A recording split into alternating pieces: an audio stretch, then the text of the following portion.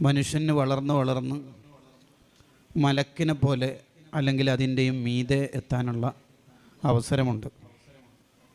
അതേ മനുഷ്യന് തന്നെ താണ് മൃഗത്തെപ്പോലെ അല്ലെങ്കിൽ മൃഗത്തിനേക്കാളും അധപ്പതിക്കാനുള്ള സാധ്യതകളും ഉണ്ട്.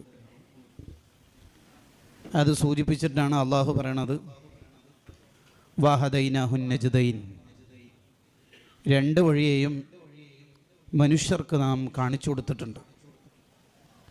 ബുദ്ധി ഉപയോഗിച്ച് ഉന്നതങ്ങളിലേക്കെത്താനും വികാരത്തിനടിമപ്പെട്ട് അധമനാവാനും മനുഷ്യന് കഴിയും.